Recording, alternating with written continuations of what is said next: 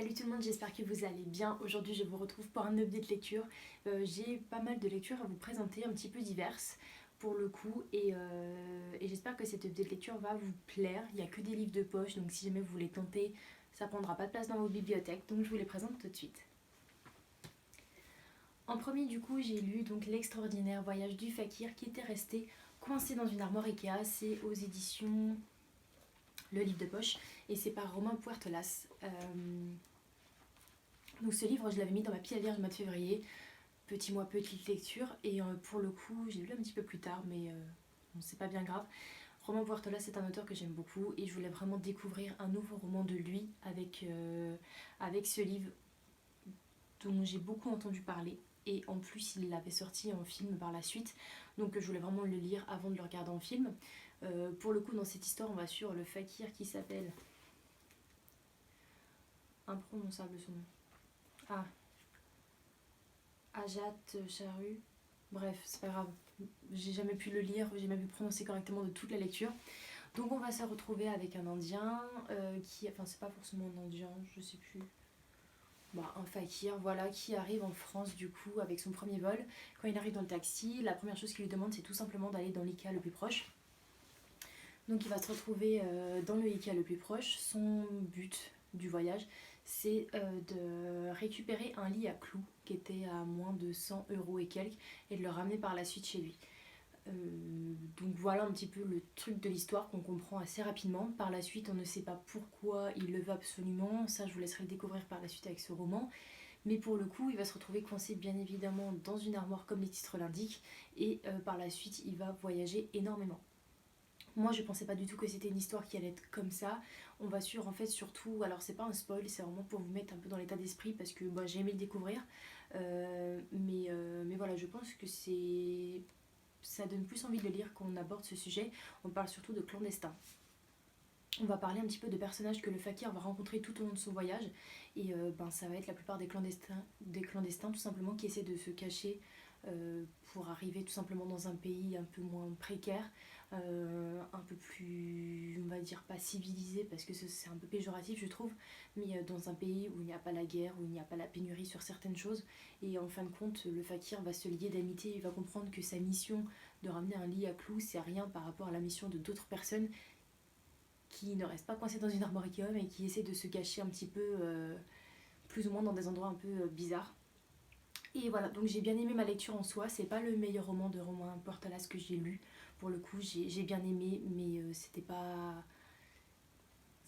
non plus exceptionnel. Il y avait pas mal d'humour dedans. Après, j'ai trouvé que ça allait plutôt vite. C'était un petit peu voilà, il y a des histoires, c'est un peu pas farfelu dedans, mais pour le coup, je me demande ce que ça va donner en film également. Je pense que je vais le regarder après en film pour voir un petit peu ce que ça donne. Et en tout cas, n'hésitez pas à me donner votre avis sur ce roman parce que j'aimerais bien avoir plusieurs avis. J'ai eu des avis énormément négatifs qui parlaient de racisme dedans parce que c'est vrai que, bah, comme je l'ai dit en début, en fait, son nom est un peu imprononçable.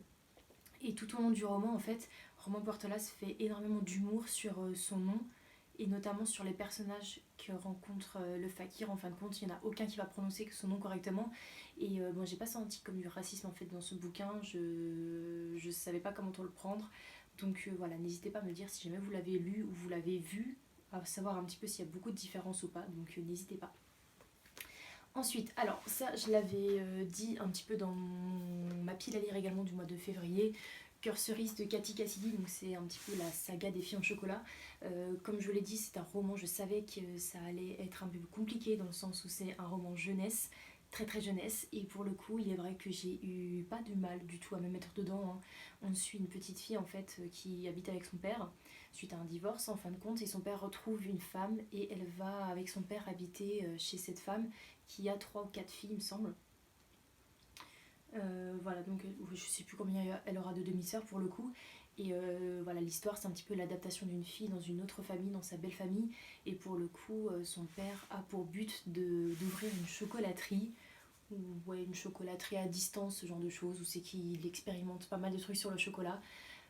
Donc voilà, l'histoire était assez cool, c'était vraiment vraiment doux, c'était mignon. Je l'ai lu assez facilement, bien évidemment, parce qu'il n'est pas gros. Après, bah forcément, hein, je m'en doutais, le lire à 23 ans, alors que je l'ai acheté il y a 8 ans, c'est un peu compliqué. Donc, euh, donc voilà. Je sais pas, on va dire que j'ai bien aimé. Après, j'ai pas un point de vue objectif dans le sens où c'est pas du tout ma tranche d'âge. Je voulais vraiment le lire pour pouvoir m'en débarrasser par la suite. M'en débarrasser, je vais pas le jeter, hein. Mais voilà, si ça peut tomber dans une boîte à livres où quelqu'un pourra mieux l'apprécier que moi, surtout des enfants, why not? Voilà. Mais voilà, je voulais vraiment le lire pour voir un petit peu ce que ça donne. Et voilà. Ensuite, alors c'est un roman que je n'ai pas sur moi parce que je l'ai prêté. Il s'agit de En voiture Simone d'Aurélie Valogne. C'est un roman un peu rocambolesque où on va suivre une famille. J'essaierai de vous mettre la couverture sur l'écran. On suit une famille, notamment du coup des parents qui ont 3 garçons. Donc les garçons sont assez grands, ils ont une quarantaine d'années. Pour la plupart, ils ont déjà des enfants. Et on va les retrouver en fait à chaque fête de famille. Et l'histoire est surtout basée sur les petits problèmes qu'on peut rencontrer dans la famille, notamment avec les belles-filles, la belle-mère, ce genre de choses, le père qui accepte pas trop certaines belles-filles. Voilà, on a vraiment un petit peu on a tous les critères, on a tous les profils au niveau des belles-filles. Il y en a une qui est végane, je crois. Il y en a une autre qui a un caractère, mais vraiment, vraiment de merde, pour le coup. Et voilà, c'était assez marrant comme histoire. C'était très court, très fluide. Et c'est un bon petit feeling good si jamais vous voulez faire un petit peu de lecture, surtout en ce moment. Voilà, ça reste une très très bonne lecture. Et j'ai bien aimé ce petit côté famille qui, bon, on s'aperçoit en fin de compte qu'on a tous un petit peu des problèmes dans la famille, qu'il y a des fois il y a des décalages entre certaines personnes, mais qu'en fin de compte on arrive plus ou moins tous à communiquer, c'est ça le principal. Et vraiment ce roman d'Aurélie Valogne est vraiment basé dessus. J'en ai pas mal d'elle, je crois. Oui, j'ai Au petit bonheur la chance et Mémé dans les orties, que je vais essayer de lire aussi en 2020 parce que ça se lit assez rapidement. Donc, euh, donc voilà, donc une très bonne lecture pour ce roman-là. Ensuite, du coup, le dernier, alors c'est pas un roman qui va vous faire kiffer. C'est pas un roman où on se dit j'ai passé un super bon moment, c'était génial, loin de là. S'il s'agit en fait de Dans les murmures des feuilles qui dansent d'Agnès Ledig. Je crois que je vous l'ai présenté dans un book haul il y a pas très longtemps parce que c'était mon collègue qui me l'avait offert pour Noël. Et en fin de compte, je savais plus ou moins de quoi ça parlait, mais sans vraiment approfondir le sujet. Et pour le coup, autant vous dire que ce roman, si jamais vous vous sentez pas bien, ça sert strictement à rien de le lire parce qu'il est vraiment crève-cœur. On va suivre une histoire, enfin on va suivre 2 histoires, pardon. La première histoire, alors je sais plus comment elle s'appelle, Anaëlle. En fin de compte, c'est une jeune femme qui a eu un accident, qui essaye plus ou moins de se... Bon, elle a eu des dommages un peu physiques, et en fin de compte, elle essaye de se reconstruire. On va la suivre surtout parce qu'elle est en train d'écrire un roman et elle envoie une lettre à un procureur pour lui demander quelques conseils concernant une enquête dans son bouquin, comment ça pourrait se passer. Et, euh, et on va suivre du coup ces petits échanges épistolaires avec elle et le procureur. Et en fin de compte, c'était une très très belle histoire pour elle. Voilà, on s'attend pas du tout à la fin. Enfin, à la fin. On s'attend pas du tout au vécu d'Anaëlle et à ce qu'elle a pu ressentir auparavant. Et je trouve que Agnès Ledig a mis un point dessus qui est très très bien placé et j'avais beaucoup aimé suivre l'histoire d'Anaëlle. En parallèle, on va suivre l'histoire de Thomas. Il est menuisier et son demi-frère en fait a une maladie. Il a 8 ans et du coup on va suivre un petit peu le combat de Thomas avec son frère, alors je sais plus comment il s'appelle, Simon, voilà, qui sont en fait liés comme jamais, malgré que ce soit demi-frère, en fait c'est vraiment toute sa vie son frère, et il essaye surtout de voir avec lui au maximum les paysages parce qu'ils avaient l'habitude de se balader en forêt, de vivre vraiment avec la nature, et Simon se retrouve enfermé à l'hôpital parce qu'il ne peut pas sortir, parce qu'il a du... comment ils appellent ça? En fait, il a un métabolisme qui ne permet pas de le sauver. S'il a une égratignure, il peut en mourir. Voilà, je sais plus comment ça s'appelle. Bref, c'est un peu délicat comme situation. Donc Thomas va tout faire pour essayer de ramener la nature à Simon. Et on en suit vraiment un message énorme d'espoir sur cette situation. Et autant vous dire que ce livre m'a fait pleurer, mais tellement, mon Dieu. C'est... Il fait combien de pages? Il fait presque 500 pages pour le coup. Et je sais que je l'ai lu en une journée parce que j'arrivais pas à le lâcher.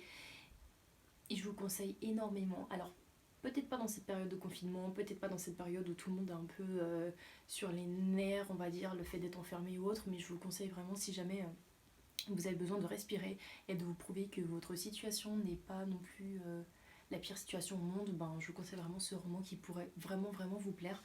En tout cas ça m'a plu, c'était pas un coup de cœur, mais j'ai bien aimé découvrir cette petite histoire et du coup cette autrice, j'ai un autre livre d'elle, donc je vais sûrement le sortir d'ici peu.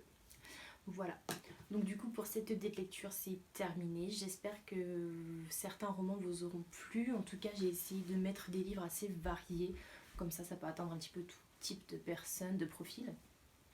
On se retrouve du coup la semaine prochaine pour une nouvelle vidéo et je vous souhaite de passer un très bon week-end. Bye bye.